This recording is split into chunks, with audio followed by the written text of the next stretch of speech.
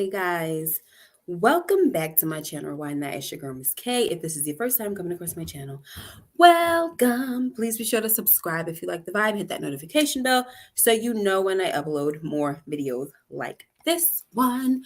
Tonight we're going to be going over the latest episode of BMF Season 3, episode number 5, called The Battle at Techwood. So, what's up, Michelle Wadler, Rashonda Greer, J Mac, and Monica M? So, guys, I did something crazy, right? I set the live for 12:05 p.m. And when I sat down, I'm like, how come I don't see nobody in the building? What the heck is going on? But it's okay. Thank you guys for being here. Obviously, it shows that you are a notification gang. You got them things on, all right? That's what's up. So let's get into this episode. I feel like this episode was fully loaded. However, I do have a few qualms about this episode. There was a lot of bodies that dropped. I kind of feel like some of the bodies that dropped should have had their own death in a different episode. Like, it was just like, why did they feel the need to cram all of these deaths in one episode? Okay. I.e. Kevin. Kevin could have been a death all by himself in an episode. Like, come on now. I don't understand why they had to have him die along with everybody else up in this thing, child. Okay. Here we go. All right. What's up, AG and Samara? How are you guys? Love you, love you. All right. So first we start off with them being in a club. Loco is happy with how fast Meech moves weight in Detroit. Okay. Meech makes sure, okay, that Loco knows, listen, I could not do this without my brother. He helped me, okay, because he knows that Loco is not messing with Terry, okay? So there you have that. So Loco was like, okay, fine, and he finally gives Terry the respect, and then Terry was like, thank you, because oh my gosh, like, he hated me. So I guess Loco was like, listen, if you could do the job and help out, then why not? I guess I could give you some respect, because he said hermano, and maybe that was the thing too, like, that's my brother. So anyway, okay, so now the next move is going down to St. Louis. Okay, like, that's what he tells Meech tells Loco that. So I don't always like to give you guys my scratching my head moments prematurely, but sometimes I actually, I don't want to say I don't like to, but I feel like I'd rather not give it to you, but I can't help it. I want to save something for Sunday. I'm pretty sure I'll be able to come up with something else. But since we didn't go live last Sunday, I'm going to tell you what my scratch in my head moment is right now, because it was kind of my scratch in my head moment last week as well. Okay, so the thing is that I'm not really understanding why we don't have Javier. We're not really utilizing Javier as the translator. It seems like Meech and Loco are understanding each other for some reason. Like, I mean, come on now. Like, look, if there's going to be a freaking, translator because there's a language barrier, then we need to be using Javier. Because that's scratching my head. Like, don't drop the freaking ball. Okay, that's all I'm saying. What's up, Mike Conley? Okay. All right, now. So, guys, we have Meech, who sees Remy in the club after Stacks points him out now. Okay, so you know that Stacks is a freaking troublemaker. He points him out. To be honest, after the scene that happened in the club where Diesel winds up getting deleted, I knew that it wasn't that it wasn't Remy's crew that did that. I knew it, because it was too smooth. Like, it was just too convenient. Yes, it makes sense. But it was too convenient, and you saw how thirsty Remy was. Like, yeah, it was definitely them. He was mad because you got jumped in the club and all that stuff, right? So, backing up just a little bit, Stacks points out Remy in the club. What's up, Tamika? Points out Remy in the club. Okay, Meech goes over there. Don't say anything, just straight bop. How many of y'all are getting tired of that? It's like a copy and paste from the first time we saw it. Like it's the same scene over and over. Like, how many times we gonna have that scene? Like, I don't want to keep seeing that. I don't want to keep seeing Meech going upside Remy's head or something, or every time he see Remy, he's punching him out. It's really corny. It's getting played out. I didn't appreciate seeing it, and it was just like, oh my gosh. So, when we get outside, like I said, Diesel is deleted, shots are fired, Diesel's deleted. Okay, it's just all a part of the plan that Stacks has and all that. But before that, we had T, who was asking Meech, like, what the heck was that? Of course, T was in there fighting with his brother, not with his brother, aside his brother, right? And but he's asking questions later. You're gonna do that as a sibling, you're going to fight, do what you got to do for your sibling. But after that, you like, what the heck? So I thought it was just party out down here partying and all of this. But you in a whole war, right? I mean, he says this in that, like, later on as well. But right now he's asking me outside the club. He's like, Meech, what the heck was that in there? All right. Of course, Meech don't really want to talk about it. Then we see like this boxer called Mac Attack, and he has a tricked out ride or pimped out ride. And it has secret compartments, bulletproof, and all of that. And then Meech asked him, like, who was the guy who pimped it out? We find out the guy's name is Francois from Miami. I mean, you kind of already got to know that this is probably what they're going to use. I mean, this is my guess, right? Because I thought that they were going to use Terry's limo service as a way to kind of like, stash the goods and move them back and forth like that, right? But I'm thinking that now that they found out this little tricked out ride, they're going to use that. We're going to see this come up again where Meech is going to finally, hook up with old Francois down in Miami and get him to trick out a few rides so that they can, stash all the goods and be able to ride dirty without any issues. Okay. That's what I think. Okay. Dark Ethereal, hi. Says, yeah. Oh, and Erica P. McRae, hi. The copy and paste getting played out. The writers need to tighten up and sharpen their yeah. Why would T think it's easy to move in a new territory? He isn't as smart as he thinks he is. What's up, Monica? I actually was agreeing with T in this episode. I was so annoyed with Meech. I go back and forth. I kind of feel like whenever it's like they don't, like I always say, guys, they don't listen to each other. That's my beef with Meech and Terry. They don't listen to each other. Okay. You got Meech. Of course, when you go down somewhere, you're not gonna have a smooth time going into somebody else's territory, right? But Meech tells him that, this situation was already going on when I got here. You know what I'm saying? But I'll get into some more of that later. But he was definitely just working my nerves. I don't want to talk about it prematurely. So we're about to talk about Charles meeting with the sister Riley. Okay. So Charles meets with sister freaking Riley. I was like, oh no, but it wasn't a bad thing. Okay. He wanted to ask her if she can help him with the song for Lucille, to record it and all that, compose a song and blah, blah, blah. So I was like, oh my gosh, this is nice. But guys, guess what? Freaking cousin Estelle saw them holding hand. Like, she was like, oh, this is so sweet. Lucille's gonna love it. And he puts his hand over hers, and it's just like, y'all can't be doing that. Okay. Get your hands off. That's that. Like, Charles, you can't afford nothing. You shouldn't have been out with nobody, no other woman in broad daylight. You should have asked for a deacon or something to accompany her or whatever, so it don't look bad. I mean, when you're trying to fix your marriage because you cheated, you need to be careful and not have like, little separate meetings and stuff like that with somebody of the opposite sex or whatever. You just can't afford to look bad. Okay. So that was my thing.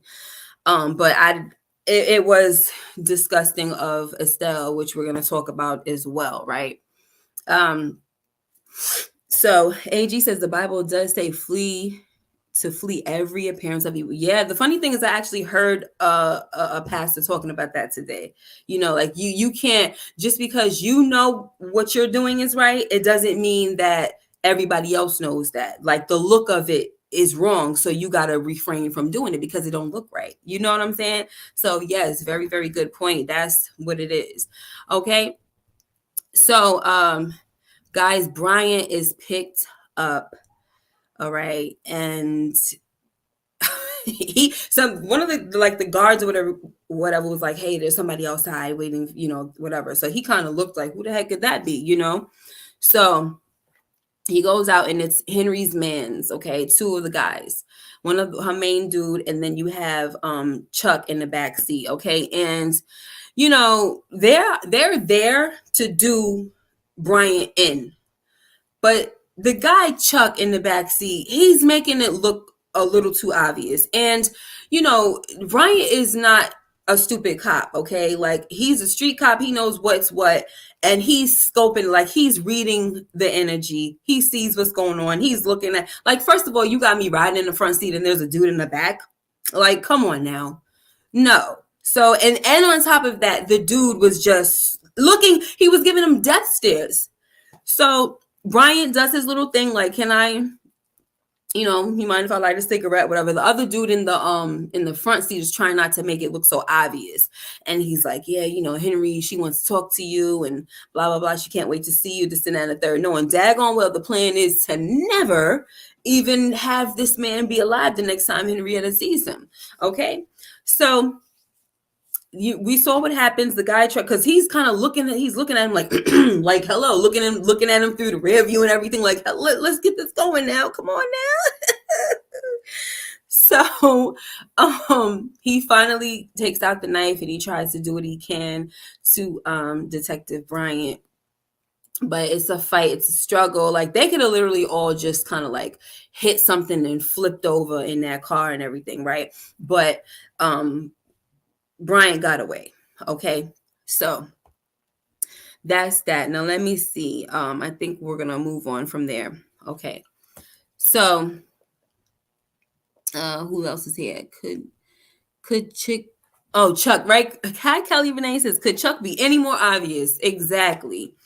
So Bryant gets out, and we're gonna talk about what happens later on when Chuck and the other guy get to Henrietta to just disappoint her once again. Okay. So guys, now we're back to Terry. All right. He is confused as to why and how Meech is tied up in a war already. Right. He's like, you've been lying to me the whole time, trying to make it seem like everything's going well. You're partying down here, this and that. And like, it's, life is one big party.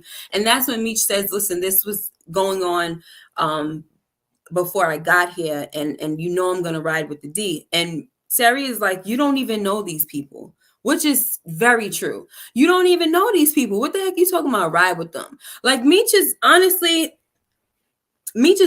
is very, very ignorant. Like, I hate his mindset. I really do. Like, overall, when it comes to how he is with family, like, family for him extends beyond blood.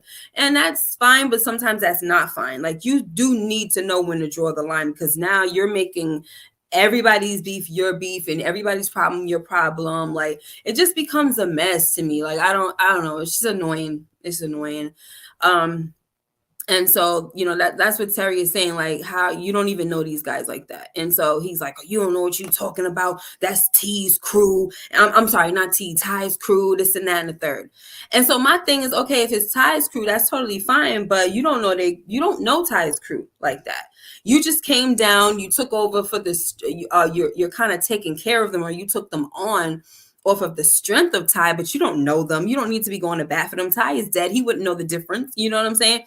On top of that, how long did you know Ty? And even if you did know Ty that long, because I guess, they did make it seem like they knew each other for a minute or whatever. But it's like, even so, you don't know his peoples. So that doesn't mean that I have to now take y'all on and carry on the burden and do all it. Like, it's a lot to me, and it's loud, And especially every time you see Remy, you're knocking him out in the club. Like, it's just dumb. So, Terry is trying to explain to Meech that, he barely knows the crew and he's going to bat for them, like I said. But Meech tells him that, you need to listen to me. I'm the big brother. I might be mixing some scenes up, but the whole point is Terry was really trying to talk some sense into Meech, and Meech wasn't trying to hear it. He's letting him know, like, I don't need to listen to you. You need to listen to me. Even when T was trying to tell him what he learned in history class, he just really dissed it. Like, I don't want to hear nothing. I don't got time to hear nothing about your little boring history class and all of that. And it's like, really? Like, first of all, if you went to school and you learned a few things, you could actually be a pretty good drug dealer. You know what I'm saying? Especially if you're going to be having some, I guess, war. You got to learn how to use a few of these tactics. Like, that's how a lot of people, first of all, with history, that's how a lot of people learn how to go to battle. They learn different strategies that other people used in different wars from a long time ago. They study their strategies, they reuse them. You know what I'm saying? And that's all T was trying to say. He didn't want to hear it. He even was like, it doesn't matter because nobody's gonna, niggas get safe. They get complacent in their hood and everything, and they're not going to see it come. They're not going to see us coming, blah, blah, blah. And it was just like, yo, this guy right here, man, he just ain't trying to hit nothing T talking about. So whatever, y'all. So now the plan, guys, is to attack Remy at night. Okay, as long as he is with as long as he's planning this thing with Stacks, is to do it at night. So they went and scoped that. We find out that Stacks has a little shorty over there in Techwood, and she be sneaking him in and out or whatever. So they go over there in the daytime and they're kind of like scoping out the turf. Okay. And they're saying this is when we're gonna strike. When we're gonna strike at night. Excuse me. They get back in the club like 4 or 5 in the morning or something like that. They're not gonna see us. Blah blah blah. So when Meech finds out that Stacks is setting him up, the plans change. So remember last week I was saying I feel like Meech is gonna team up with Remy. Put the thing on pause for a little while. Their beef on pause temporarily to fight against the MKs. That's exactly what the freak happens. And so they meet in broad daylight, Meech and Terry. I'm sorry, not Meech and Terry, Meech and Remy. They meet in broad daylight. And, Meech is trying to tell Remy that what the MKs are up to, and Remy is acting stupid. Like he's like, you want to wave the white flag, and Terry is like, sorry guys, I'm getting up these names mixed up. Meech is like, no, I'm never gonna not have beef with you after what you did to Ty. And so, long story short, as they're talking, like Claude is saying Meech is right, because Meech was like, why are you being so stubborn? You know what I'm saying? Like, you saying you want to protect these people, but you're not listening to me, right? We can come together against them for right now. And he said, why you gotta be so stubborn? So then that's when Claude was like, he's kind of right, and then I guess Remy didn't really like what Claude was saying. So he's like, man, forget that. He pulls out the gun. So now they're all, pointing guns at each other. And that's when the MKs show up. So let me see. Now we're going to move to Henrietta, guys. I'm going to be kind of like in and out of talking to these things. Monica, let me see. Meech is smart in some aspects of the game, and T in other aspects. One is not smarter than the other. Yeah, I agree with that. And I think that a lot of I think they should really listen to each other. Unfortunately, they were in the game that they were in, but if they would have really teamed up on some real like legitimate business and respected each other and what they had to say, what they had to offer, I think that it would have really they would have been some really successful guys. I'm hearing a little static. I hope you guys don't hear any static. What's up, Franklin Young and Mr. Stony Rock 31? Hi. All right. Henrietta. Okay, she gets the news that Detective Bryant got away. Okay, and she's like, I'm getting tired of taking L's and all of this. And then she says, you guys can't even keep up with this washed up cop or whatever she said, right? And Chuck was like, he ain't that washed up. He's pretty savage. And maybe she didn't appreciate him saying that because she's like, if you can't deal with that soft cop, then maybe I need to get at you and see what you working with, whatever. So she goes over there and start boxing. Like, them hits look real, and it looks like they was hurting. Okay. And he was like, I'm not about to fight you and this and that. She was like, come on, throw hands. Throw hands. So I guess, right, from her throwing hands on him, maybe he was a tiny bit injured or something like that. Or maybe he was actually, I think it was he got injured from Detective Bryant, right? The little situation with Detective Bryant. I don't remember. Whatever happened, I don't know if it was the scuffle between Detective Bryant that kind of like injured him a little bit, or what she just did, how she was just boxing him up, right? So whatever it was, she's saying, oh, so you're saying that because you're injured that you can't fight me or whatever, right? So she goes over to her little area and gets a knife and slices up her the side, right? And I'm like, girl, you ain't poke yourself. Okay, if you would have poked yourself, then that would have been something a little different. Don't try to like slice your skin, and not to say it don't hurt, but a slice and a poke is two freaking different things. Okay, like the y'all out there who've probably been stabbed or even had surgery, okay, in your stomach area or whatever, abdomen, all of that, and then healing from that sucker, it's debilitating. Okay, so if she would have poked, she would have gave herself a little poke, then we would have probably be oh my gosh, I can't even talk. Then we would have probably evened it. Okay, but please, she gonna slice herself. Like, come on, that was so weak. So now she goes over there, still punching him up. Then he starts fighting her, and he's kind of like, I mean, they're going at it, but he's kind of getting the best of her after a while, and he kind of tries to pin her up, and he's like, B, I don't want to fight you, da da da. So she takes the knife and she just starts shanking him up. And I was just like, why?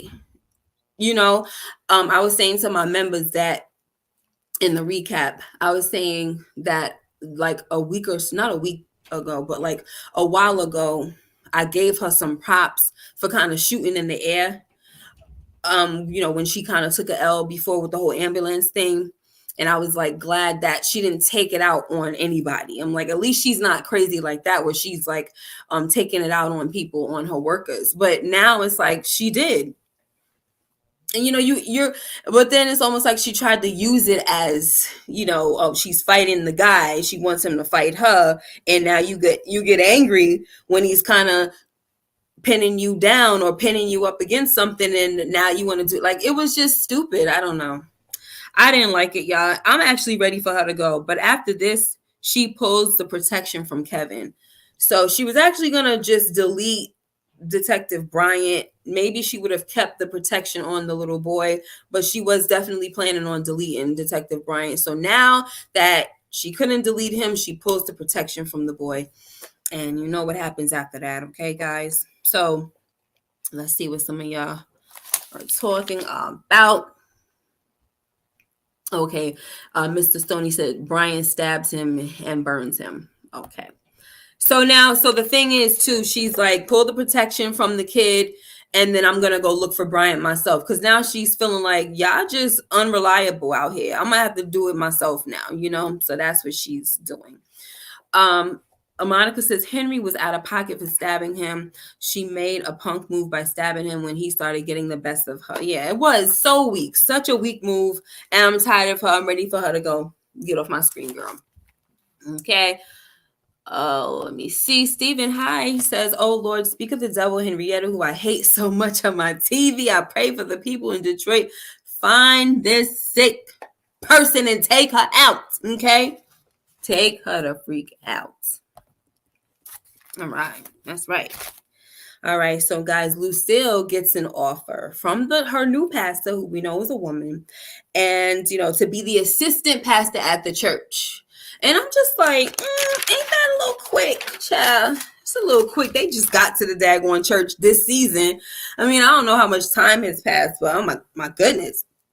And she kind of seemed to be a little driven by the money, though. I'm talking about the pastor. Like, not to say she's driven by money, period, overall, but the fact that Lucille was able to like raise some funds so quickly, she's like, yeah, you should be the assistant pastor. Like, she's not even really like doing anything else, or like in no type of leadership, right? Is she in any leadership roles, or well, maybe the just kind of spearheading the bakery thing? I don't know. It's too soon for me, as far as I'm concerned. Now, Angel has a club shut down for Meech, and she surprises him. She kind of like blindfolds him and everything, and walks him up in there and like, close your eyes. You show your eyes to close, da da da. And the whole club is shut down, and she dances for him. And I feel like that scene was a complete waste of time. We could have done something else. Okay, you have to see that. And I'm not talking about the part where they get it in. I'm talking about just her dancing. And I was like, first, as I'm watching, I was like, I want to see Angel do something on the pole. And I'm not trying to be I like the way, like, I feel like pole dancing is an art, especially after you watch P Valley and how those girls be doing their thing, right? So I'm not even talking about the sexual aspect. I'm just talking about just the elegance and just how they look. You know what I mean? And I thought that this was her opportunity, because she just seems like a floor dancer. I always see her, just kind of grinding on the guy on the floor, doing the lap dances. I never really see her doing anything on the pole. So when she was over there by the pole, I said, okay, let me see what kind of skills this girl got. She about to go all the way up. She's about to give me a little Mississippi action. Yes. But no, that is not what the heck happens. Okay. So it was pretty boring. I just thought that we didn't need it. And that's just that. Okay. So let me see. You guys are talking about a few things. I want to just go back to Kelly Renee says, I felt like that pastor was using Lucille. I had to give her the side eye. Yeah, especially the fact that she brought up the money, right? Like, bringing up the money as the reason why you think she should be your assistant pastor is not a good idea to me. Not at all. Lucille isn't ready. That's a big position, and I don't think she's mentally, emotionally right. Not at all. It was definitely the 10K, Mike. That lady only wanted to be the assistant pastor because she made that big donation. Exactly. Kelly said, is Lucille even an assistant manager at Wendy's? Talk about it. Now we get to the dance scene. AG says Meech was stiff too. Like, dang, move with her. Don't let her do all the work. I know. Oh, gosh. BMF is at the point of half porno. Yeah, it really is, especially now that they went down to Atlanta. It's just like every time I see them in the Atlanta scenes, in the clubs, I'm like, man, the men are probably having a field day watching this. They can take a break from, if they're watching Corn, they could take a break because let me shut up. I don't even want to get on y'all. Some of y'all. My gym has pole fitness and it's so graceful. Yeah, I did that one time. It was like I couldn't do it. I tried. Yes, they had to work hard. So Stephen Harris, I'm going to talk about that later. That's kind of a theory that I have of my own already. So let's not skip around if I haven't talked about it. During a lap, the girl is supposed to do all the work. Okay. Not during that though. They wasn't doing no lap dance. They was doing more than that. He could have. Let me shut up. Shut my mouth. Grind with me. That's what I'm saying. All right. So now let's move on.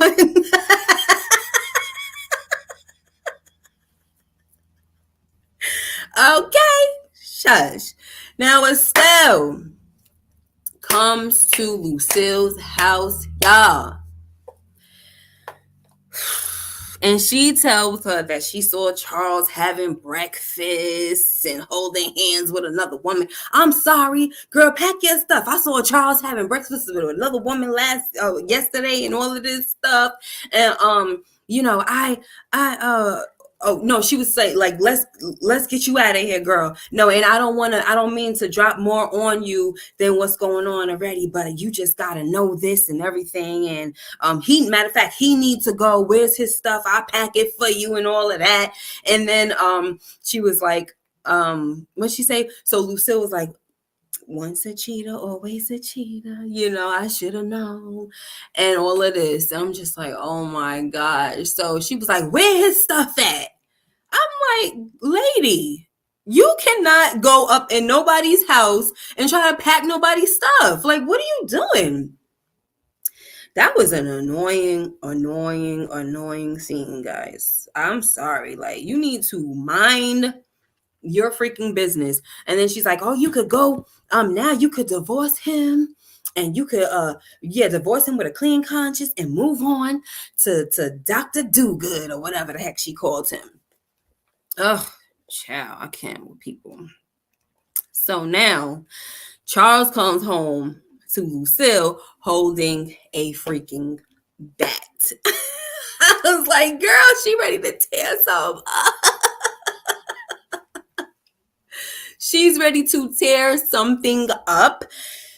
Whew. And I was like, no, please don't do this. Please don't do this, right? This freaking episode was a lot, y'all. It was a lot going on in this episode, and there was a lot of no's. Like, don't do that. No, stop. Get out of here. Oh my gosh. So anyway, let me just back up and stay over here. Okay.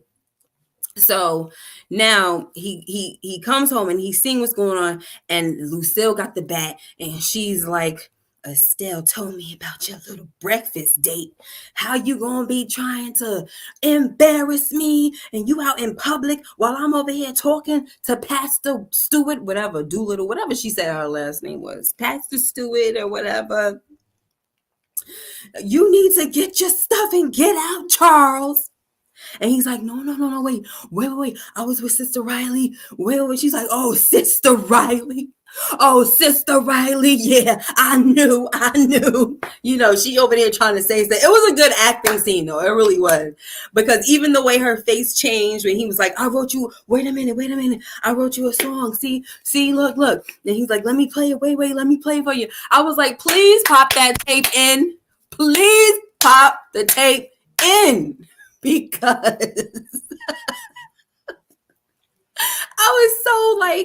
I was about to be so annoyed if he wasn't going to be able to explain himself. All right. Like, I really was going to be mad. AG says Charles had that auto tune ready. For real. I was listening to it. I'm like, what the heck is going on? So, yeah, I was so happy that he was able to get it out, and then the music was playing and everything, and I was almost in tears, y'all. I really was. I was almost in tears because I'm just like, at this point, I'm rooting for them. It's sad what happened with their relationship, but I'm kind of rooting for them. And I was like, please just let her explain. Please let him explain what's going on. You know what I mean? So he's like, you didn't see it coming. Guys, listen. We didn't see it coming. All right. Just like nobody in this. What's up, Danon? Just like nobody in this freaking episode saw what the heck was coming. Okay. So let me just do my little rendition of Charles. Okay, y'all. I got my guitar and everything like that. I don't know how to play no daggone guitar, but I was inspired and stuff. So you know how it is. Your girl gets inspired every now and then. And I got this guitar years ago, and I didn't see it coming. I didn't see it coming when this guitar was bought for me because I wanted to learn how to play a freaking guitar. But I never learned. One time somebody tried to teach me and I just didn't know how to do it. But I like the song. So y'all ready for me to do a little something?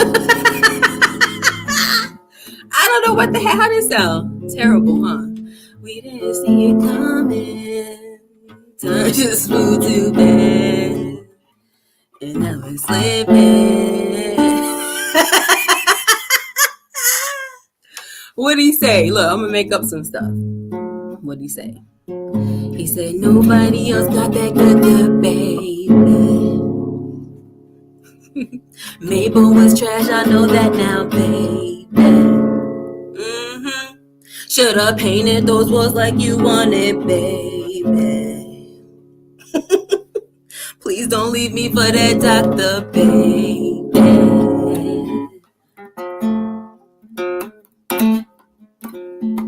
We didn't see it coming. Mike, don't hate on me.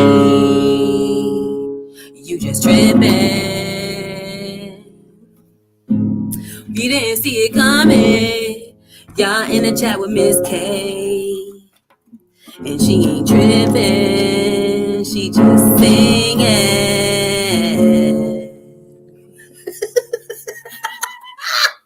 Oh, shoot. Yes, honey. Come on.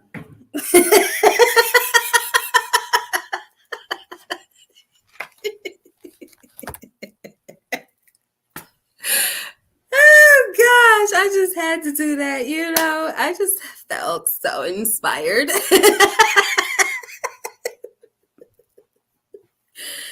Guys, this week I had to be Halima Hager.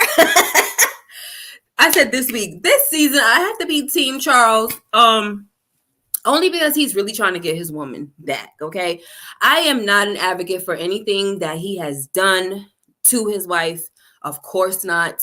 But I like how he is trying his best to get back with his wife and to, try to do all the things that he's trying to do. I'm okay with it. I don't mind. I'm okay with it. When you're really repentant, that's fine. For some people, it's like, hey, they can't handle it. You cheated, you got to go. And hey, it is what it is. But that's that. So I'm hoping, especially with this, thank you so much. You can book me, once in a blue moon. You know what I'm saying? If I feel inspired, book a sister. Thank you so very much, Dr. Dana, and I appreciate you. I forgot what I was saying. Yeah, some people, they just, if you cheat, that's that, but I always felt like Charles was a good man. I think I told you guys this before, but my thing was, I didn't like how this whole thing happened where it's like, please don't do this. Like, why would they have to make him cheat? That was just the thing that really bothered me, really irked me. But I'm only saying, I'm not saying that I'm not Team Lucille. I'm saying I'm Team Charles because of how he's going about it, how he's really trying. He's acting remorseful. He's not doing stuff that's still questionable. He's actually, he's making her plates. He's freaking fixing them daggone walls. He's even accepting the fact that she is rekindling something with the doctor, right? And he's not tripping about it. However, he is telling her, I am not done fighting for us. So I like that he's not like acting all, indignant about it and stuff. And, he's not acting like he's innocent. He's not having the audacity to get mad because you did that. This is the door that you opened and this is the bed that you made. So now you got to go lie in it, and it has to be in Terry's room now. That's where your bed got to be. So I'm all for where Lucille is standing as far as keeping him in another room, keep on working on it. And then I like where he's going with it, where he's really still just trying to fight, but you don't have any room to be messing up. You out there in the streets holding hands with somebody. You can't be doing all of that. Okay. So yeah, Mr. Stony Rock says he's showing he could be humble. Exactly. And when you're really trying to fight for your spouse, like that's so important. You cannot be doing stuff that's gonna like throw salt in the wound or make somebody relive trauma and still be doing the same old weird movements. Like you can't be doing that, because if you do that, then you don't really show somebody that you actually really want to work it out, that you're really remorseful about what you did. So, and plus for the show purpose, I like the actor who plays Charles and I like Lucille. So I want them to stay together. You know what I mean? I just don't understand, like, where the heck they gonna go with the story if they separate them. Now, here's my fear, though, is that we did see, they went upstairs, they got it in and everything. Where they gonna go? You know what I'm saying? With the relationship, as far as, okay, let's say they get back together, but what if she cheats on him now? Like, let's not play those kind of games. Don't do that. Because we saw her looking at the card, right? Looking at a card, not a picture, a card of Dr. Mogrease. Who called him Mogrease? Somebody called him Mogrease last week. I'm stealing it. Dr. Mogrease, you got the card of Dr. Mogrease. And then she was about to touch herself. And here go Charles, busting up in the upper room. He done bust up in there. Didn't knock or nothing. And she's like, what are you doing here? And he said, I can't stop thinking about it. Like, Charles, I'm Team Charles, but you got to fall back, baby. Like, look, baby steps.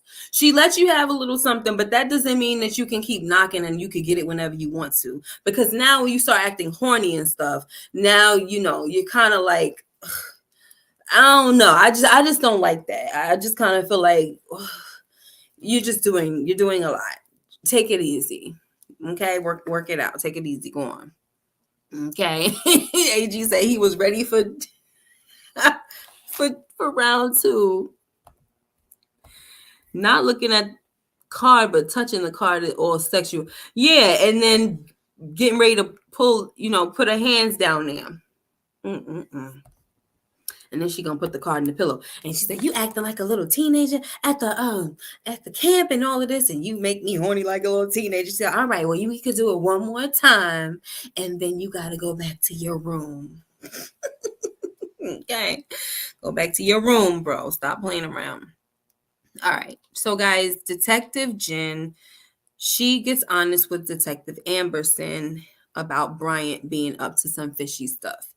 So, the plan is to find out more about what Detective Bryant is doing, and they're going to try to arrest him before they can bring the information to Grin or whatever, right? And so, Amberson is saying, don't leave me in the dark like that anymore, because I was starting to think that I had a family. We also found out in this episode that Amberson's father was running again or whatever, and he's trying to call her and stuff. But we also found out that he kind of didn't bother with her while she was in rehab because he didn't want her to embarrass him and stuff. But now he's calling her because she's this detective and all that. So it's like he only want to use her when it looks good for him. So she also decided that she was going to call him, tell him how she felt, and hopefully he would say sorry and everything. But like I was saying, I always felt something weird about her. I never felt like she was going to last long.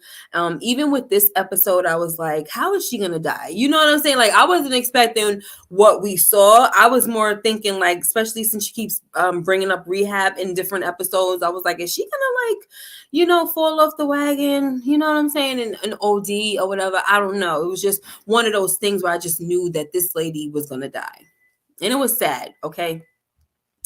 So meanwhile, guys, Detective Bryant visits his son, Kevin, and he finds out some real disturbing news. So Kevin is trying to explain because he sees Kevin's face all, messed up and beat up. And he's like, the people that were supposed to be protecting me are now. Do you guys hear static when I'm talking? Because I hear static in my ear.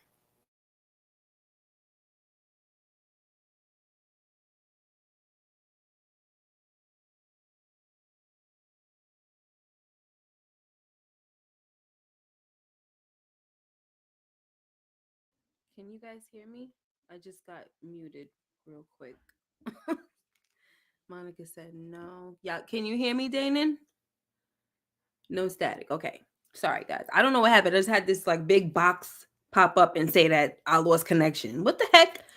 Ooh, don't make me mad, honey. So we find out that not only did they beat him up, Kevin, they they took his manhood and stuff. That was rough, you know. That's what I'm saying. This episode it was a lot. And I don't understand when people write like this, like why they try to cram so much in. I don't like so this is episode 5, and maybe they're trying to start this new trend. To me, it's a new trend. I never really noticed it. Where episode 5s are kind of like crazy now. I always thought it was like like maybe episode 8s and stuff like that. But now episode 5s are starting to get crazy. And just because it's all of the death going on, it doesn't make it necessarily a good episode. And especially with some of the deaths that took place, it it just wasn't a good fit. This right here was something. When it came to Kevin, they needed to let it simmer a little bit. You know what I mean? You need to let it simmer a little bit. I know, like, and especially in power, it's like when we have somebody that's gonna die, um, especially when Courtney Kemp is behind it, you see the person a little more, right? We spend time with that character a little more, and I think they wanted to hit us a little harder. Not saying that I wanted Kevin's death to hit us hard. I'm glad that they got it over with because we knew it was gonna happen. They kind of blew it for us. But it was more like, why y'all like just kind of rushing it, and y'all mixed his death in with all these other people's deaths. Like I just thought that was weird. I don't know. Danon says, "Oh, Danon, you became a new member. Thank you. Congratulations. Welcome, welcome, welcome." So let me see. I'm sorry. I was trying to find something that you said, Dr. Danon. Says that was sad with Kevin. Why didn't Detective Bryant request his son get moved? Right. And that's something that I always wondered too. I just found it just weird that he had zero pull. Zero pull after being a detective. He's not even a regular cop. He's a freaking detective. And he had no pull. I didn't get that. I didn't get it. So I don't want to keep dwelling on it because every time I talk about Detective Bryant and his son, it's just like, what the heck is going on here? It's just crazy. It was a lot. This episode was a lot. Okay. and I'm trying not to talk about too many things, but okay. So the son, they waited till he went to sleep and they took advantage of him. You could see like the pain in Detective Bryant's his eyes, everything. Like, he's so helpless. I think that's one of the saddest parts too, is you can't help your child. You see they're in pain, you can't touch them, you can't do anything. Like, that is the worst, right? It has to be the worst. He can't do anything. He's promising him, I'm gonna get you out of here. And you can see in Kevin's face, like, it don't even matter no more. You saying you're gonna get me out of here, Dad, but you know what? It don't matter. I'm pretty much done. So, guys, After that, Amberson and Jen, they continue to bond and they do some karaoke, right? But Detective Bryant comes knocking and telling Jen that he needs her, but all of a sudden shots ring out. So now we have this scene transition going on where the shots ring out over there where they are at Jen's house, and then you also have the shootout going on with with Meech and everybody at Techwood, because during the meeting the MKs show up and they started blasting. I don't know if I said that already, y'all. Okay. And then now we have little Mel who was killed. And so is Rip. That's another death. Like, to me, Rip's death needed to be a little more what is the word that I'm looking for? I can't stand when there's a word, it's like at the tip of my tongue. Isolated. It needed to be a little more isolated. Kevin's death needed to be isolated, and Rip's death needed to be isolated. Little Mel, we haven't seen him too much, but we have Rip is somebody who we saw that Meech took a liking to, and he really wanted to support his dream. And he's telling him, more on more than one occasion that he's gonna support his dreams. He wants him to get off the street, and he wants him to really become something other than a drug dealer and use his music. Like, I saw my father throw his music career away. I'm not gonna let you do that, and you need to get off the streets, okay? Now, see, here's the mistake. If you're going to tell him this and you're supposed to be like the boss of the crew or whatever, when it was time to go to war and he stood up, Rip stood up and he was like, I'm coming to Techwood. No matter what you say, that was the time for Meech to say, no, I told you, you are out of this game. You're not doing this anymore. You're going to have to fall back. Okay.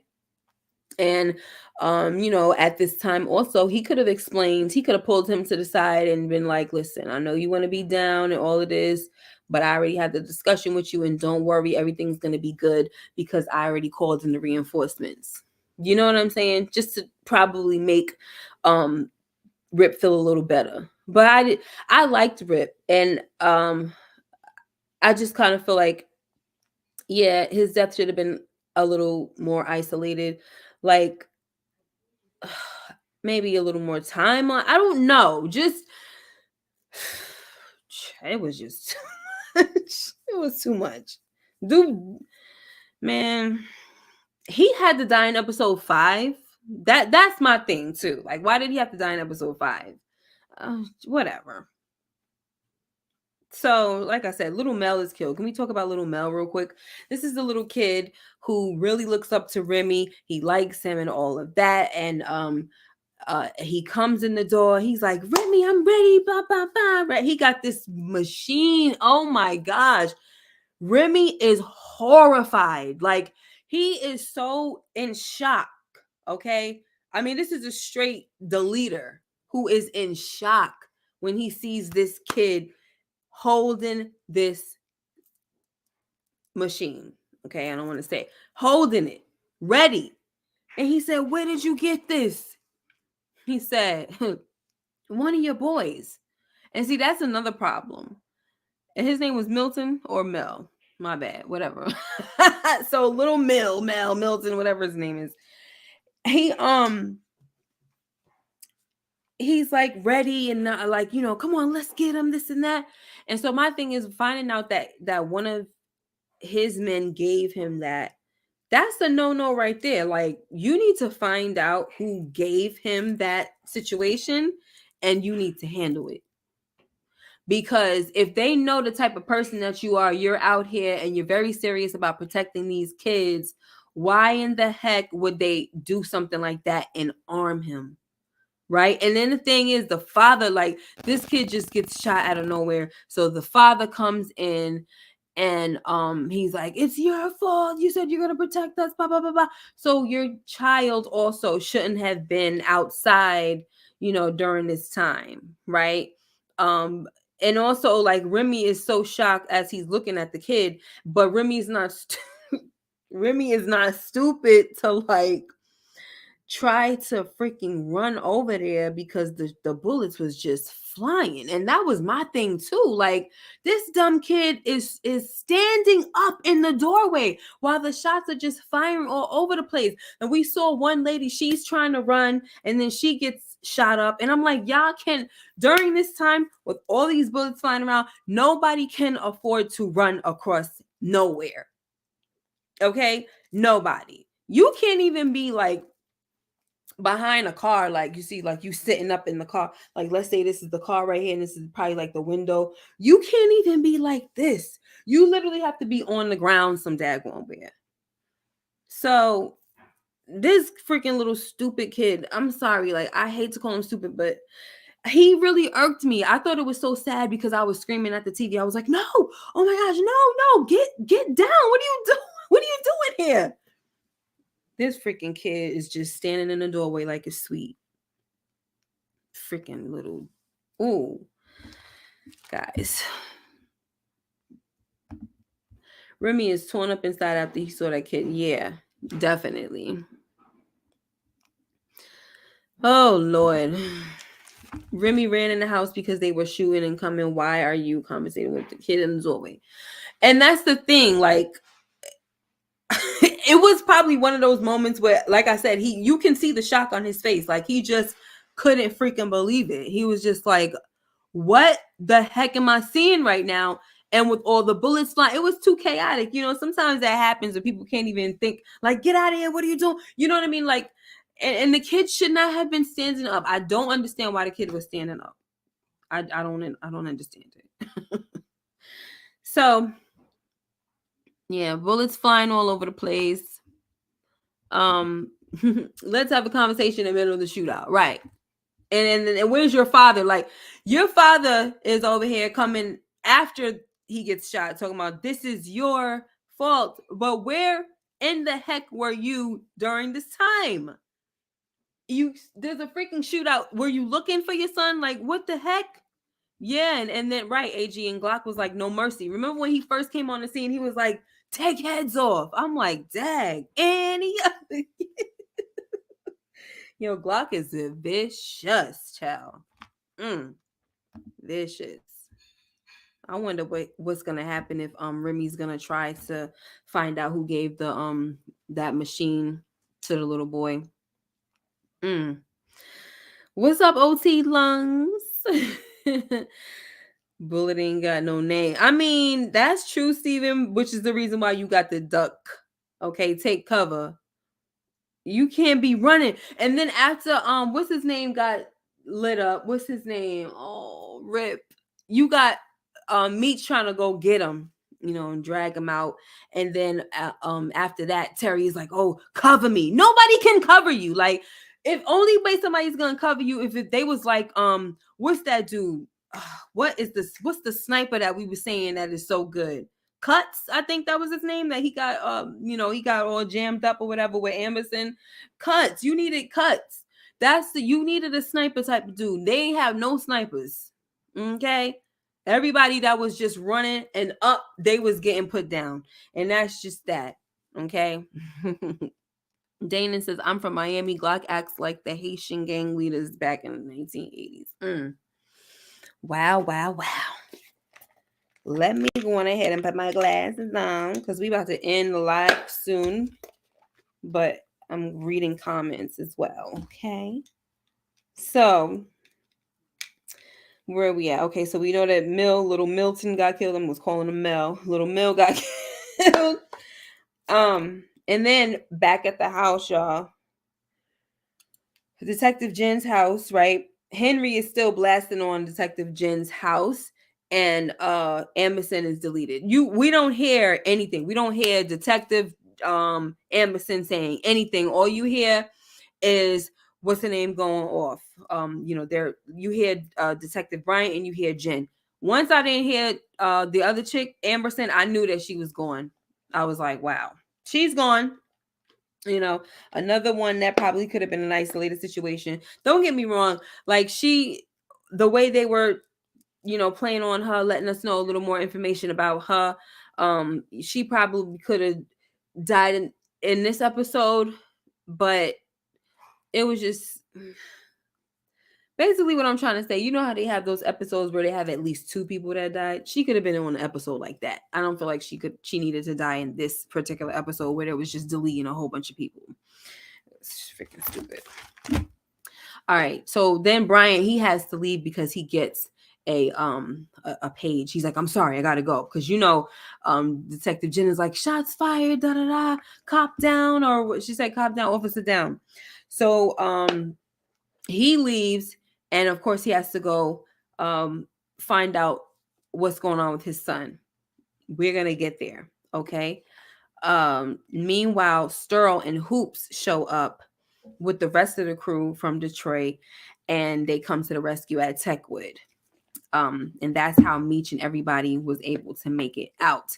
Okay, they kind of fled the scene as they came, and then you had Stacks over there like, "That's right, you better run," and da da da da da, looking stupid. And I knew it was over for him. I said, "Boy, you about to die," because the whole plan was for y'all to get rid of Meech. So I'm like, I mean, he's not happy. The plan didn't work.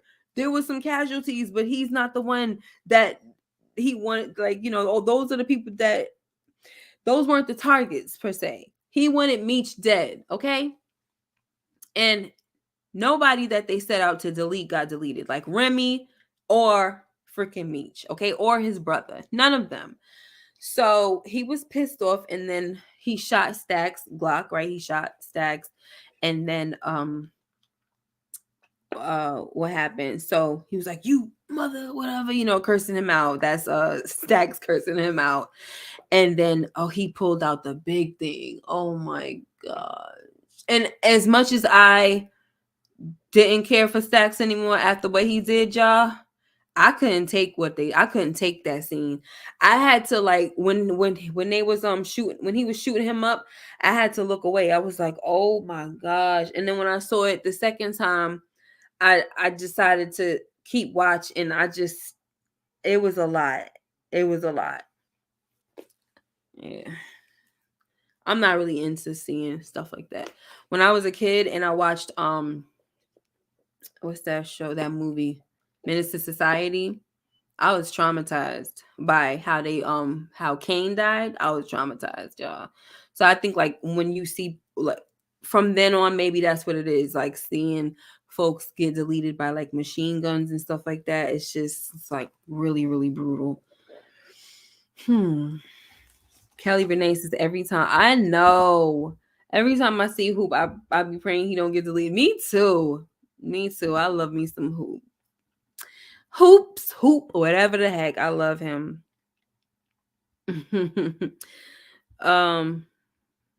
Dell says Stack's death was off the chains. Oh my gosh. I'm glad Stacks is gone. Of course. I think the writers stole my school name's Tech World and changed it to Techwood. Here's what I do have to say about this, called the Techwood battle. And I'm sorry, y'all.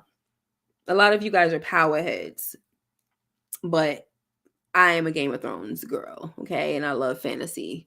So there was this battle called the Battle of the Bastards in season 6.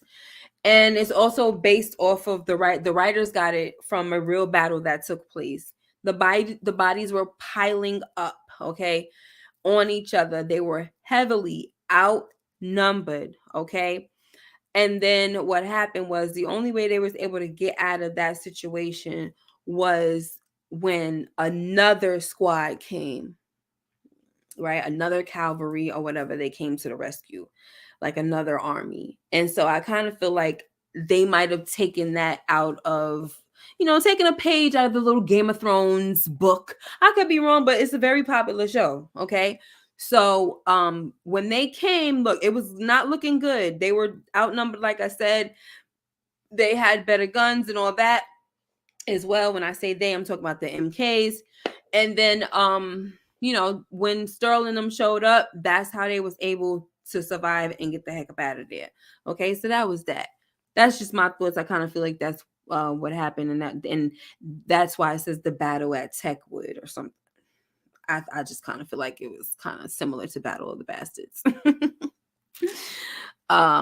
Right, Dana, that would have been a scratching my head moment. What's up, Smooth Attraction? With all that shooting at Techwood, what happened to the Red Dog Police? Now, that was one thing that I was thinking about. I was like, the Red Dogs have made their presence known, and if they're trying to run every drug dealer out of Georgia, what in the heck happened, and how could this happen, on their watch, so to speak, right? I mean, this has to be like a massacre like this has to be something that makes news and pisses like some government officials off completely. You know what I mean? Like, it has to make folks mad. All right, so let's see where we're at. So back to Detective Bryant, y'all. Kevin deletes himself and he leaves a note. I want to know how he did it. That's what I want to know. How in the world did he delete himself? Because, in that place, it's limited. You do need to use your imagination, unfortunately. But I just want to know how he did it. Just out of curiosity, not that it really matters, but it was just one of those things, He couldn't have his pencils. He couldn't have anything. So I want to know how he did it. Maybe did he do it? Did he use a sheet or something like that? Just so sad. And so he leaves his father a note, and the note said, you're still my hero. Oh my gosh, why do I feel like I'm gonna cry? You're still my hero. I'm just not like you. I'm just not like you. I love you. And I'm like, wow. So, for the members, I said that I feel like maybe when Chuck told Henrietta that Bryant is not a washed up cop, he's actually savage. I was wondering if that was kind of like a foreshadowing statement, because I feel like now he's definitely about to be on some savage stuff. Even the fact that the other dude, like the father, I know we talked about this already, but the father, Blaze, his man's said that a desperate man is a dangerous man. At this point, we know that we know that Bryant was already desperate, but now he's just angry. Do you know what I'm saying? He's angry. So what does he have to lose at this point but to just be straight savage and go after Henrietta? So we're going to talk a little more about that, right? So T, I don't mean Braxton, Mike. I mean Blaze. His name is Blaze on here, okay? Blaze, okay? Leave Braxton out of it. Okay, so T wants Meech to go back to the D with him. But Meech says that he can't abandon his new family, okay? And he doesn't want to go back to Detroit with his tail tucked. Also, he's saying, the battle, we may have lost the battle, but the war is not over, or something like. Normally we hear we may have won the battle, but we didn't win the war, whatever. But obviously the war is still raging, is still going on, okay? Maybe this time they will really seriously consider. When I say they, I'm talking about Remy and his crew. Remy maybe will now seriously consider working with or teaming up with Meech for real this time in a more strategic and planned way, instead of freaking, being stubborn about it and seeing that it's very serious out here right now. Okay. Unfortunately, T is saying, like, we hear the grown Terry narrating that, he normally fights alongside his brother. Even though he fights with his brother a lot, he also fights alongside him, and that he fights alongside him, and that he needed to fight. He needed him to be in Detroit with him to fight the war that was waiting for him with Henry. And, I was just thinking to myself, you know what? I hate the fact that he didn't open his mouth and tell his brother that he needed him. because it's like, he done walked into a war. He didn't know that he was even walking into that. He just thought he was going down there with his brother to see what was what in ATL, get a little break from over here and see what's going on. Let me go down there with you or whatever. And come to find out, he could have left Detroit and never came back messing with Meech like that, but it didn't work out like that. Thank God. But now he needs his brother, and his brother doesn't even really know it. And it was just like, it would have been nice if he would have opened his mouth and said something, you know what I mean? But my theory is that T is going to take a page out of Meech's book where, you pause the beef that you have with one enemy to take out a common enemy, which right now he's going to probably pause his beef with Detective Bryant so that they could both work together to take out Henrietta. Now, the only thing about that right there is that I kind of feel like after what happened to Kevin, Bryant actually might be the one to approach Terry this time, because Terry approached him last time. It might be Bryant that will approach T, since he since he knows now that it's something that T wanted and that T was open to. It's a new plan that he could, it's kind of like a backup plan now, because he even said to Jen, I don't have anybody, you know what I mean? And so at this point he was looking to Jen to help him out with the son, but now that the son is going, I don't need you either. Now I'm gonna go over to Terry because I know he got beef with Henrietta. So now we just about, let me see what it is. And we're going to just pause it. Of course, T is going to say, okay, and pause it. Pause a little beef that they got going on. Bryant is going to stop chasing him for a little while. And they're going to take out old Henrietta. And listen, if he takes out Henrietta, baby, what's going to happen with Blaze? What's going to happen? I don't know. I don't know, y'all. What is going to happen with Blaze? Are we going to see Blaze again? Is there going to be an issue? Is he going to be the new threat that we're going to have to deal with in season 4? Or is it going to happen this season, since they seem to be like pushing things along a little too freaking fast? You know what I mean? Well, what is going to happen? I don't know. But that's my little theory, y'all. I'm going to see what the heck going to happen with that one. All right, let me see. Bryant is going to be savage on Henry. It's going to be ugly. Yeah. Especially because she thinks she's so savage and she's so this and that. And she's going down. All those MKs and no red dogs to be found. Right. Hey, Blaze. Blaze. Peace and abundance. Mods and chat. Okay. Literally just finished. Oh, you did. Okay. I know. I miss Pat being the voice of reason. Yeah. I don't understand why they couldn't keep him. You know what I mean? Like, they changed a lot of things from what happened in real life. They could have kept him, That sucks. Is Jen going to tell the higher ups that Bryant was there and left until he was the ambulance driver? But I doubt it, because he was on the force in the end. Yeah, I wonder what's gonna go on now, because he ran the heck up out of there. And like Amberson dying, it makes Jen alone again. Like, you know what I mean? Like, she had a connection with Detective Bryant, right? Of course. And then she saw he's being a freaking scumbag. I don't want to deal with him. And then she's had this bond now with Amberson, and now she's gone. And she's like, hold on, don't leave me. But when you see the areas that she got shot, you like, I already know, girl, you ain't staying. Oh. Yes, we will see Blaze. He's going to be in episode 6. Thank you very much.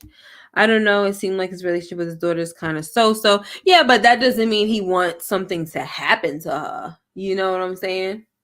He just don't seem like he trusts her to be, to take over or anything like that. But I don't think he's going to be happy about something happening to his daughter. if he finds out that whoever had anything to do with the daughter, it's probably going to be a problem. It should be a problem. That's how it should be. It should be a problem. But I don't see them getting rid of Detective Bryant. They're not going to get rid of him because he was there when Terry got locked up. So clearly, if they put their beef on hold, it's really literally going to be on hold. It's going to definitely be on hold. Because he's going to be right back to chasing his behind again, or just kind of like chasing him from the sidelines or helping somebody else chase him down. And he just needed to be there. Like, I just want to be there. I just want to be there. Because he ain't never going to like not blame Terry or Meech to what happened with his son. He's never going to like let that go. But to get rid of this chick, Henry, I think he's going to work with Terry. We'll see though. Blaze said, and this is how I was feeling too. I was like, she definitely, after this episode, she has to go. Please go. Henry gotta go. She's too cartoonish and sloppy. She's already made several mistakes. Her days are numbered. Yes. And she's, several mistakes. Like, I'm just so over her. Kelly Renee says, I think Jen gotta keep those secrets about Bryant. Yeah. Stephen Harris says the Battle of Techwood, I give it a 8. It was a solid episode. I mean, if you like to shoot them up, bang, bang, delete everybody in the episode type of situation, the number would be that high. I feel like it was just a lot going on in the episode. I don't even know what I would rate the episode, to be honest. Like, it was good as far as action-packed wise. But for me, it was too much for episode 5. Like, and I'm not saying you're supposed to be, boring or not trying to make something, I don't know. You want people to keep coming back and watching it, but I just, like I said, it was a lot. It was a lot. Please, Peaches could go eat a peach. Happy belated birthday. Thank you. Oh, happy birthday, Renee. I didn't know your birthday was in March, so close to mine. Hey, Aries in the house. Did you see my my song? I did a little remix, Renee. I did a little remix. Okay, you might have to go back and check that replay. And because your girl did a little remix of what is his name? Charles's song. Okay. So yeah, my little team have, this season has made some shifts, So I'm a little bit of a team, what's his name? What did I say earlier? Team Charles. Because, I'm on his, I like what he's trying to do, get his family back and everything. I like that. I like the consistency. I like the humility. I like that he's trying. Okay. So Team Charles, not saying I'm not Team Lucille now, but I'm saying, Charles, you doing your thing, baby. Keep on going now, but slow down now. Don't be trying to come up in the room and still be trying to get none. Just stop. Thank you, boo boo. I was a little bit disappointed because he trimmed kind of a nice amount, and I was like, come on. But sometimes it has to happen, you know what I'm saying? But I was a little anyway. So let me see who else. Oh, so I was talking about my teams before I get out of here. So the teams, and once again, happy belated birthday, Renee Hicks. Oh, you did see, you saw my rendition. Okay, I just wanted to, yeah. All right. So, Team Bryant. I know that sounds crazy, right? But it has nothing to do with him. And I told my members this already. It has nothing to do with him versus BMF. Whenever it's him versus BMF, I am definitely Team BMF. Okay, we got to get Bryant the heck out of here. When Meech, pulled that trick on him with the what is that guy? The pilot. I was all here for it. All right. Good for you. Okay. But right now, when it comes to him being, against Henrietta, I'm definitely team Bryant, and I'm here for it, and I'm ready. Okay. Let's see. Oh, thank you, LSW. So we have Blaze, who says Techwood massacre. Bodies dropping left and right. Staggs finally got several hot ones with his name on them. Those bullets been traveling his way since episode 1 of this season. Yes. Whew. It was a busy episode, but the shooting seems unrealistic. Kevin's death was rushed. Yep. Not like Charles got dumped by Mabel and just gets Lucille back. I give it a 6. Oh, not liking Charles got dumped by Mabel and just gets Lucille back. I give it a 6.5. Yeah. As far as Charles, and I know I agree. I said this before too, that I kind of feel like Charles, he probably would have still been messing with Mabel if she didn't dump him. You know what I'm saying? So yeah, we do have that factor, but I'm trying to let it go. You know what I'm saying? Really for the purposes of the show, really, because I just like the characters together and I really didn't want them to break up. But yeah, that's seriously a reality. Like, he was probably still gonna be messing with Mabel if she didn't dump him, which is a hot freaking mess. But we don't know if he got Lucille back, because she done kicked him out, told him to go onto the room. Lucille is still fantasizing about Dr. Grease, Dr. Maurice.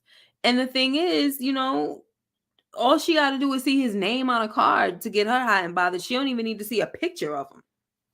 She hot and bothered by the name on the card, child. Okay? And then the thing is, she's telling this man, I just feel like you stuck in the past, Charles, and I'm just trying to move forward into the future. So we don't really know if she got him back. She probably just wanted to get some because she haven't had none in a while. And, Charles singing that song to her probably made her feel a little special inside. So, it's still her husband at the end of the day, and she probably still finds him sexy and attractive. So she was just probably like, okay, might as well. And then letting him get a little bit more, but that's that. I mean, as far as we know, they probably not. We don't even know if they're gonna get back together. You know what I'm saying? I hope they do. I feel like he does need to keep working at it, but I just don't see, like, where else are they gonna go with it if they don't get back together. You know what I mean? I do kind of feel like Lucille is gonna have to make a choice. Like, who do you want to be with? Do you want to be with Charles, or do you want to be with Mo? Mo Grease. I think, who called him Mo Grease last week? Big Smooth or somebody? Or Big Wolf Status? Shout out to both of them. I don't know.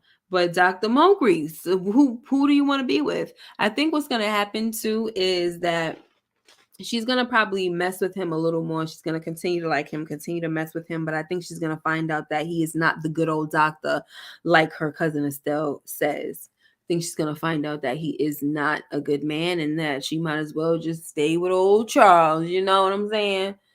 Anyway, not to say she ain't got no other choice, because she does, but we just shall see. Charles got kicked out of his own room, sent right back to Terry's room. Sure did. Get up out of here. Shoot. And don't just come up in here without, like, asking or knocking on the door. The heck is wrong with you? You still in the doghouse. Just because you did a little song. It doesn't matter. You're still in the doghouse, okay? Yeah, I gotta leave a commentary on this later. I got far too much to say about BMF in this specific episode. I look forward to it. I always love your comments, Blaze. Inga, hi. I'm definitely team Charles. Lucille was playing game. Yo, Charles is changing it up. He's changing it up now. Some folks is going on to his team. I love Lucille still. I do. I'm not taking any, like, the way she's approaching the situation. I'm not mad at her or nothing. I just don't want her messing around with the doctor as long as she's still married to Charles. That's my thing. If you're gonna divorce him and everything, and then do your thing. But, like, don't be, like, messing around even though Charles may deserve it, just like remember, she's supposed to be a Christian woman as well. So she has to uphold her morals. Even if Charles did the wrong thing, she has to uphold her morals. That's where I stand personally with that situation. But I do want them to get back together as long as Charles doesn't play around. You know what I'm saying? He all sad, puppy dog. He been having them puppy dog eyes since last season, child. So yeah, it's sad, Charles making a song and Stacks doing the Harlem Shake made the episode crazy. Oh, they're gonna have a field day with that song. Oh my gosh, what's that guy's name that he always does like he does the BMF stuff. His name is Lou or something like that. He is too funny. He does the BMF stuff and he does a lot of the power stuff. Oh, they're gonna have a field day. I can't wait till they do that one. Oh, I can't wait till they do that song. Woo! They was the thick high gloss cards. Y'all talking about the day. Y'all still talking about the cards, y'all? Oh my gosh. Shamar Woods, what's up? Stacks got hit like Alonzo from Train. Yeah, I never like those kind of shootings, y'all. I don't and I'm trying to figure out, is it because of me being traumatized with the movie Menace to Society, because I've never ever liked those kind of shootings. I hate those. I'll just be like, oh my gosh, like no. It was a lot. It was a lot. Like Barry White. Y'all saying stuff very, very quickly. Let me hurry up. Okay, well, I can't get up there. Something's happening with my thing. Okay. Larry. My daggone camera done moved out the way. Child. Yeah. Oh, there we go.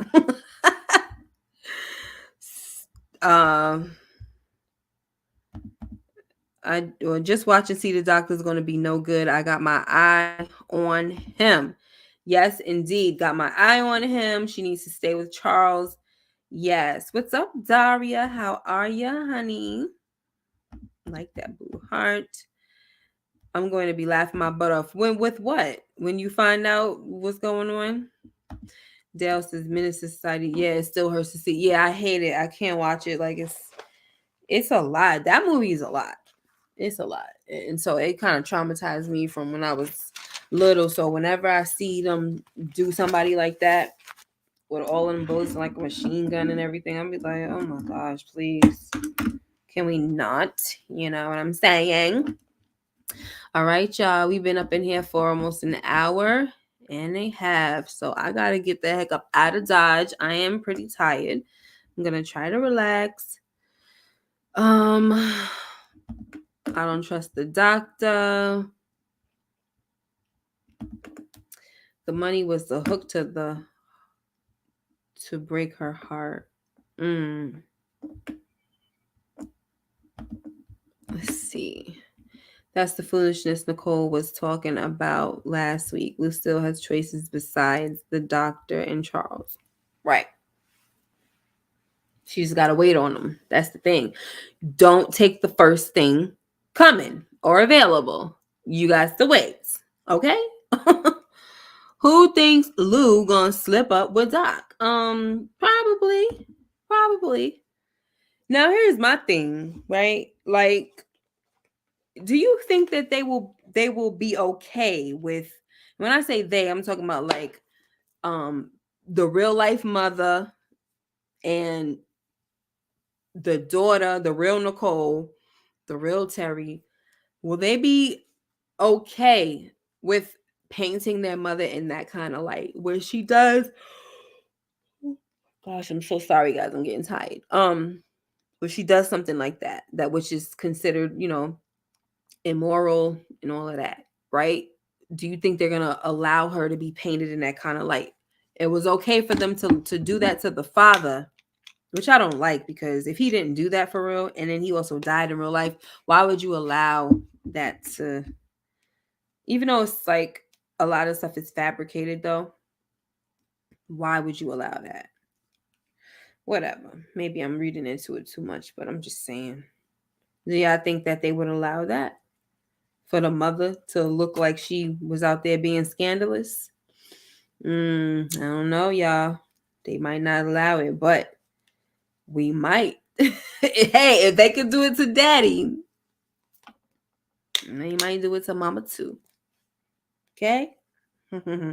Mike says, good point, but if the money right, yeah, probably. That's true. If the money right, they might. Yes, I had fun tonight too. Thank you guys so much for being here. Once he gets it, he is leaving town. He told her that he had many women. Yeah, we got to remember that. We got to remember that, okay? He has many women, all right? And he's going to play her. And that's just the bottom freaking line, okay? Thank you so much, Danon. Thank you, everybody, for being here. Everybody for adding your comments and stuff. Hopefully, you know, we're going to be here on... Dale says, happy belated birthday. Just wish you was Pisces like me. Oh, I'm sorry, honey buns. I'm an Aries, and I've been loving being an Aries, okay? That's who I am. I mean, I don't like go crazy over the signs. I'm just saying, you know. But anyway, thank you guys for being here. Monica M, Dale, Dr. Danon, Mike Conley, LSW. There were more in the building. I don't see some of y'all. I'm sorry. I'm trying to scroll up really quickly. Kelly Renee, yes, thank you so much. Smooth Attraction, J Mac, Stephen Harris, Daria, all of y'all. You be blessed. Blaze, Anger, all of y'all people. I love you guys. Thank you so much for being here. Hopefully I'll see you on Sunday. If we're doing like some type of dinner or something like that on Sunday, I'm going to probably try to push it back to like 9 o'clock so we can talk about this episode, y'all, with my people, because we have to talk about it. All right. Again, thank you so much for joining me. Take care and be blessed. And I will see you in the next video. Bye-bye.